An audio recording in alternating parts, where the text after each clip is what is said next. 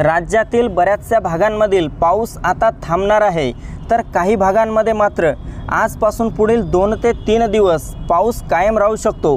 तर मित्रांनो, जाणून घेऊयात सविस्तर माहिती। पुढील आठवडाभर राज्यातील नेमक्या कोणत्या भागांमध्ये सूर्यदर्शन असेल, तर नेमक्या कोणत्या भागांमध्ये पुन्हा एकदा पावसाचा जोर वाढू शकतो याविषयी।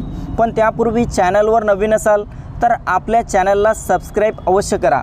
तर मित्रांनो, आज रात्रीचे पाहिले असता रात्री दरम्यान फक्त विदर्भातील काही भागांमध्ये मोठ्या स्वरूपाचा पाऊस होणार आहे।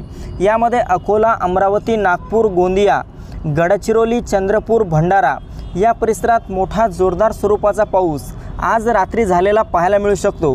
त्यासोबतच मराठवाड्यात पाहिले असता मराठवाड्यातील छत्रपती संभाजीनगर, जालना, हिंगोली, परभणी, नांदेड, बीड, लातूर, धाराशिवच्या सर्वत्र परिसरामध्ये ढगाळ वातावरण निर्माण होईल। मात्र पावसाची शक्यता नाहीच्या बरोबर असणार आहे। फक्त 1-2 ठिकाणी तुरळक ठिकाणी हलक्या सरी झालेल्या पाहायला मिळू शकतात। तसेच मित्रांनो, कोकणात पाहिले असता कोकणात मात्र उद्यापासून पुढील 2 दिवस पाऊस चांगल्या दर्जाचा होऊ शकतो।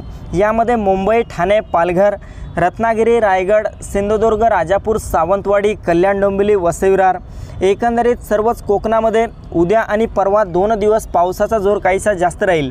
मध्य महाराष्ट्रात पाहिले असता पुणे, सातारा, सांगली, कोल्हापूरच्या परिसरामध्ये ढगाळ वातावरणासह हलका ते मध्यम स्वरूपाचा पाऊस आज रात्री आणि उद्या देखील होऊ शकतो। मात्र अहमदनगर आणि सोलापूर जिल्ह्यात ढगाळ वातावरण पाहायला मिळेल, तर काही भागात तुरळक ठिकाणी हलक्या सरींची शक्यता असणार आहे।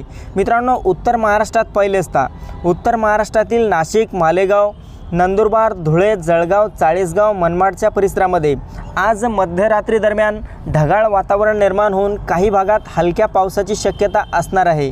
मित्रांनो, राज्यातील पावसाचा जोर आता बऱ्यापैकी कमी होणार आहे। महाराष्ट्रातील बऱ्याचशा भागांमध्ये पुढील 2 दिवसांच्या नंतर सूर्यदर्शन देखील झालेले पाहायला मिळेल। फक्त काही जिल्ह्यांमध्येच मात्र हलका ते मध्यम स्वरूपाचा पाऊस राहू शकतो। तर मित्रांनो, ही होती हवामानाची छोटीशी अपडेट। आपल्याबरोबरच इतरांना पण शेअर करा। व्हिडिओला लाईक, चॅनलला सबस्क्राईब करा। धन्यवाद।